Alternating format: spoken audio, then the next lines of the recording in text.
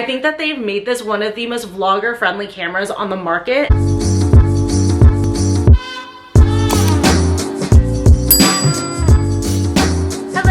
Welcome back to my channel, or welcome if you're new. I have been using the Canon G7X Mark III camera for about 2 weeks now, like 2.5 weeks. This has been the only camera that I've been vlogging with since I got it, and I've definitely got some thoughts on this now that I've familiarized myself with it and learned what settings I like, what settings I don't, and about the different features on this camera. So we are going to be doing a review for anyone who is interested in this camera, or for anyone who is shopping for cameras in general. I do want to preface this with a disclaimer that I am not a technical channel, so I'm not going to get into the nitty-gritty about pixels and f-stop and things like that. That's not my wheelhouse. That's not my expertise. I have like a little bit of knowledge of that just from being on YouTube and learning what I need to be able to properly research cameras for what I'm looking for. But I am by no means a photography expert, so this video is going to be more for those looking for a review as to how this camera does for someone who is more of a casual vlogger. If you're someone who's looking for this as a priority for video as opposed to photos, and you're not looking to do like full blown out overly produced content, you're just looking for something that's quick and simple and it's going to get the job done but still give you pretty good quality photo and video clips. Also too, before we dive into this camera, just because I do get this question on my other camera reviews, the camera that I am currently filming this review on, so not this camera but this one that you guys are watching me through, this is the Canon M200 with the 22mm Canon pancake lens. It's a great camera. I love this camera. I used to use it for vlogging all the time, and I'll get into why I looked for a camera to switch away from it, but I know that people tend to like the quality on this camera, so I just wanted to note that, and I will also have the camera and the lens listed in the description below. But before we jump into the review, I just want to welcome anyone who's new to my channel. My name is Sarah. I create content on fashion, beauty, and lifestyle. Obviously, like I said, I'm a big vlogger, so if you like vlogs, I would love it if you would check out my channel. And for everyone watching, please don't forget to like this video and also leave me a comment down below. Let me know if you've tried this camera out and what your thoughts are, or if there is a specific vlogging camera that you like in particular. But let's go ahead and get into this camera. I know that the Canon G7X has been out for a while. It is one of the most used cameras for vloggers on YouTube, but despite being one of the most used cameras for vloggers, there are a lot of complaints with the G7X in general that I feel like I heard about the Mark II that they have seemed to address with the Mark III. So in this video, I'm gonna go over why I decided to get this camera. I'll let you guys know my thoughts on this camera, having vlogged with it and taken photos with it over the last couple weeks, the settings that I'm using, and then also the accessories that I got for this. So first off, diving into why I got this camera. So like I said, I was filming on this Canon M200. This one is a mirrorless camera, and I do love the quality that I get with a mirrorless camera, but the reasons why I'm switching away from it is, number one, I just would prefer to have two good cameras on me at all times. When you're running a YouTube channel, obviously if your camera breaks, you're out of commission unless you have a second camera. So for me, that was a big deal to make sure that I always have two cameras. Also too, this camera being like the nicer quality and everything, I wanted to start leaning into like leaving it at home. That way it's less likely to get damaged or break or anything like that. Ironically though, I will say this camera was cheaper than this camera. Maybe not when you add on like the lens and stuff, but just out of the box wise, somehow this camera was more. Also too, the other big reason why I wanted to move away from vlogging with this camera is because when you're vlogging, you want to capture moments pretty quickly, and with this camera it just takes like a little while to turn on. Like once I hit the on button, it takes a good 3 to 5 seconds to fully turn on, and then when I have the kit lens on here, which is the lens that I would use to vlog with it, you have to manually open it, so that's another few seconds, and a lot of the times I was missing the shot that I wanted. So those were my main two reasons as to why I wanted to not retire this camera from vlogging, but not have this one be my primary vlogging camera. So I've been researching cameras over the last couple years. The ones that I had been trying to decide amongst were the Sony RX series. Those cameras are really, really good, but they make me nervous for the price point they are, because anything that's kind of like a point and shoot like this one, I just have PTSD with that. My first camera was a Sony CyberShot. It was the DSCH-X80, and the issue with point and shoot cameras like this is that if you drop it, if you break the lens or the body, the camera is done for. Versus a mirrorless camera or a DSLR, the lens and camera are separate, so if I were to drop the camera and it hit one or the other part, only one part would be damaged and I'd need to replace that part. And actually when it comes to mirrorless cameras, the lenses can be just as much as the body of the camera, so at least with that you're preserving half the camera. So that's why I didn't want to go with the Sony RX. They're just so expensive. They're over $1,200, and for something that fragile, that made me so nervous. And then I actually also do have the Canon V10, and I actually do like that for B-roll shots or as a second shooter, or for anywhere that I just want to be a little bit more subtle about filming. That's where that camera comes in handy. That is one of the easiest cameras to vlog with that I've ever vlogged with, but the drawback is that you have to film in 4K, otherwise the picture is pure crap. And then also, even with you filming in 4K, it's not like the greatest quality, especially in like cloudy weather and stuff. That camera just doesn't perform very well. You need good lighting for that camera to do fairly decent. So it just wasn't a solution for me for everyday vlogging. And then the other one that I like briefly considered, but I really can't get over one thing on that camera, otherwise it's perfect, is the Sony VZ1 camera. Despite the fact that all of my cameras right now are Canons, I actually am a Sony girl. I do prefer the picture on Sony. I think that the focus is a lot better. I like the coloring. I feel like the coloring is a lot more natural on Sony cameras, but the VZ1's viewfinder screen opens to the side as opposed to up like this. And for me, that is an immediate deal breaker. I know a lot of people like don't mind that or actually prefer the side. I don't. It annoys me to see people look to the side as opposed to up. I don't know why. I don't mind it when I see people look up to check the picture, but when they look to the side, it's like a lot more obvious to me.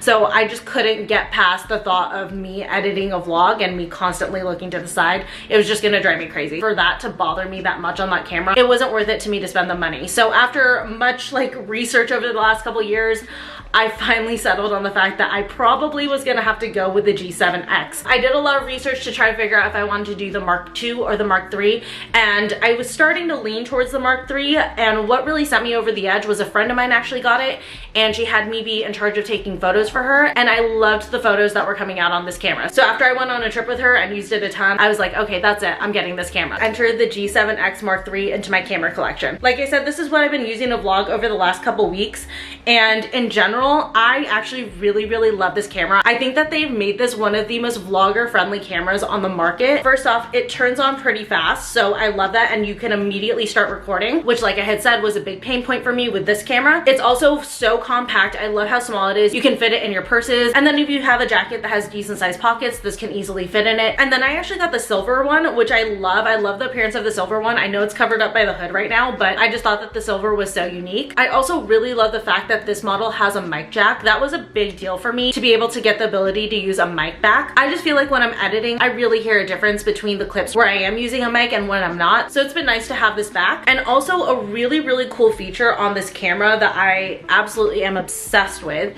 is the fact that it actually has a built-in ND filter. So if you're filming somewhere where there's a ton of sun, you're getting blown out, the exposure's going crazy, you can turn on the ND filter, which is essentially like sunglasses for a camera, and it's gonna help to temper that brightness so that you can get a clearer picture and truer color. So I love the fact that that was something that they built into this camera. That was actually a feature that I didn't know about in all of my research. Somehow I missed it. Sorry, my dog is in here. So when I actually got the camera and discovered that, it literally made me so happy. Overall on this camera, I am actually very happy with it. The picture quality that I'm getting with it is really good, and there's a specific video setting that I've been filming on. They have a vlogging setting that really seems to have improved upon the focus setting that a lot of people complained about with the Mark II. Now over the last few weeks, I have tested filming with this camera on different settings. As far as filming in the auto setting on this camera goes, you are going to get more control over the exposure and also the color when you're filming, which is actually really nice that you can manually adjust that. It's set up so that the ring up here adjusts the exposure as you're filming or shooting, and then I customized my settings so that this ring will actually adjust the temperature.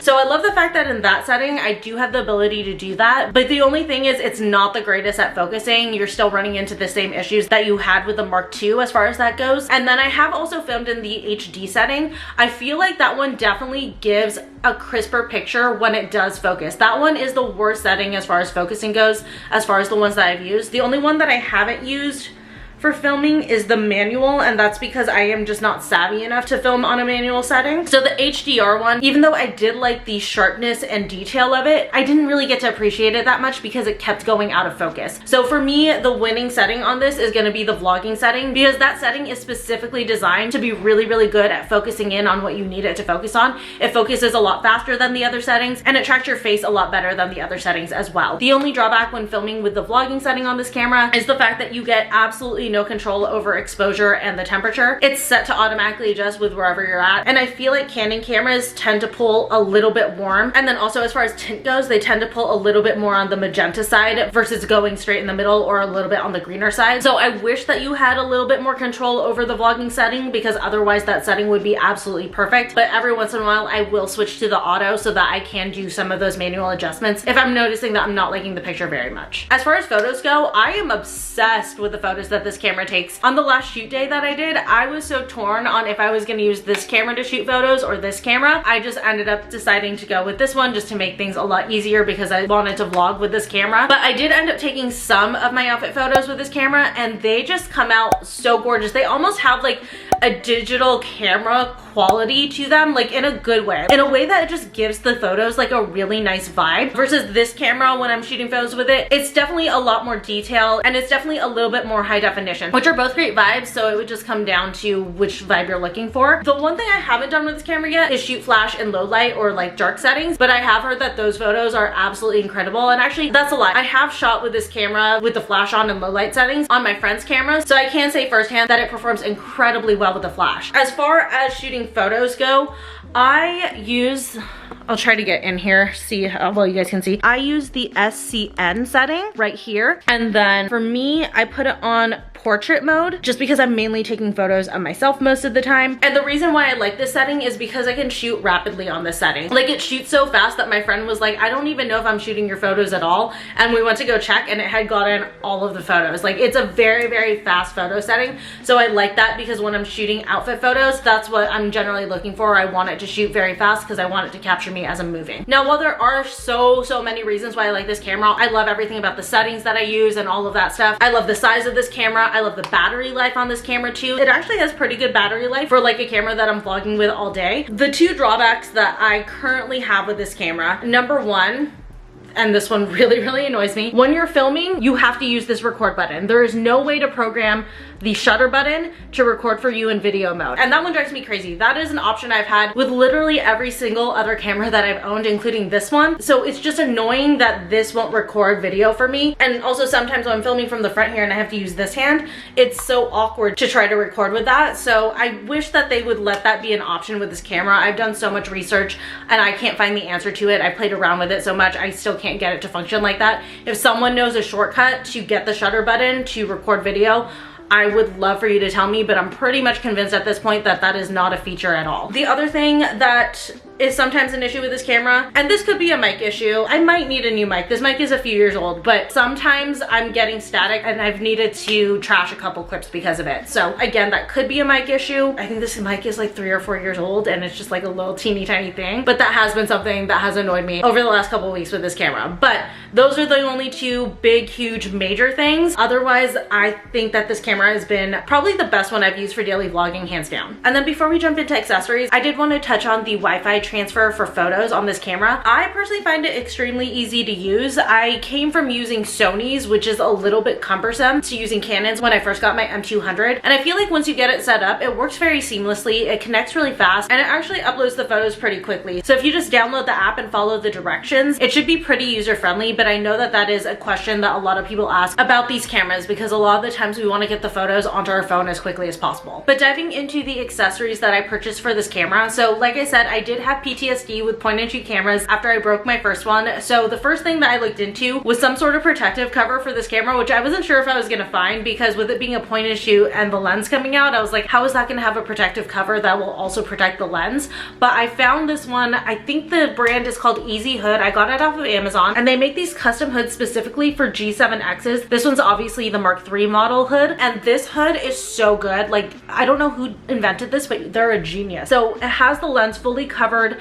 If I were to drop it, it's got this covering and it's hopefully gonna protect it, assuming I didn't like chuck it across the room. But if it like banged on something, or hopefully it'll still protect it if it just like accidentally fell from my hand onto the ground. This hood covers the lens and it covers the body. But what I love about this is when I turn it on, the hood automatically opens. It's designed so that the lens easily pushes it out. And then when I shut the camera off, it just automatically closes. Sometimes I do have to press it in, but it is magnetized a little bit, so all you have to do is like a gentle press and it'll close it completely. And this hood literally put my mind to ease, especially when I was considering getting this camera. I actually found this hood before I purchased the camera. I don't know if I would have purchased the camera without the hood just because of that liability that I talked about earlier. I am a clumsy person. I know myself. I tend to drop things. So getting back into a point and shoot camera was very scary. But like I said, this protective hood really eased a lot of those fears. I also love the fact that it is cut set so perfectly for this camera. It has a place for every single button, and then it also has the opening for the mic jack, which brings me to my second accessory that I got for this camera. Although technically I didn't get it for this camera, but I will reorder it for this camera since, like I said, I think I need a new one. But this is the Comica Mini hot shoe mic or something like that, but it just plugs right in to the mic jack right here. And then I love this one because you can just bend it so that it takes up less space. I did purchase the windscreen separately. It does come with like a foam one, but I prefer this one. And then this one is omnidirectional, so it's gonna pick up sound all around. And I have noticed that sometimes when I have the mic facing the wrong way, it still does pick up what I'm saying, even if like I were to be recording right now and I'm talking behind it. So it is nice that it will pick that up. But when you have it facing the correct direction, it really zones in on your voice and does a great job of picking it up so it's very clear and louder than the other background noise. The next accessory that I purchased for this camera is this wrist strap. Again, I'm so scared of dropping this camera, of dropping any camera. All of my cameras have some sort of wristlet on them, but for this one in particular, I realize I tend to lose the camera I'm filming on right now a lot in the house because it's all black and a lot of our furniture is black. So I decided to get this green one, and this one is a lot more heavy duty than even the one that comes in the case. I think it's worth it if you are someone who's gonna vlog with this camera most days to get a really good wrist strap, especially too because the ones that I've gotten that like came with the camera have like frayed over time, so that just makes me really nervous. So investing in a really nice one was a must for this camera, and like I said, I got the green so that it's gonna be a little bit easier for me to find in our house. But this particular wrist strap comes in a few different colors, so you can kind of customize it a little bit. And then what's kind of cool about this is if you want to get multiple of this and swap them out, you don't have to take the whole thing off. You can actually detach it and pull it off, and then I could swap a different wristlet onto this. So I think that that's a really cool feature that this one has. And then I also did get a protective screen for the back here. I don't know how well you guys can see it, but again, that was another must for me. I have cracked protective screens on my camera before. Luckily, have not cracked the actual screen before, but that's because I always put a protective cover on it. So again, I needed to make sure to get one specifically for this camera because I just know how fragile these types of cameras are. And then the last accessory I got was a couple extra batteries and an extra battery charger pack. It doesn't hurt to make sure that you just have extras of that so that you never have to run into an issue where you have to stop vlogging because you have to wait for the battery for your camera to charge. Another thing that you will have to get for this camera, if you don't already have some, I have a ton of these, so it was not something I had to buy for this camera, but you do need to make sure to get an SD card. It does not come with an SD card. It does come with one battery, but like I said, make sure you buy extra. But the SD card is something that it doesn't come with, but this is the one that I use. This is the SanDisk Extreme SD card. It's the gold one. And then I always just get the 128 megabytes because I'm chatty and I know that my clips are gonna be really long because I just talk, so I need a lot of storage for that. But anyways, overall, I do really recommend the G7X Mark III. I think that they've made a ton of improvements to at least what I had seen for the Mark II. It's very easy to vlog with. I love the fact that it turns on right away and you can record right away. The picture quality on it is great. The focus on the vlog setting also does a really great job.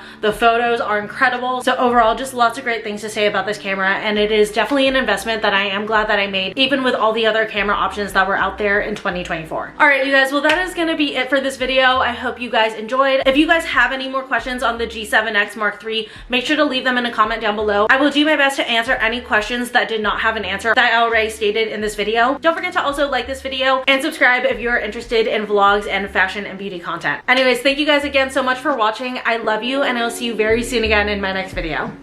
Bye.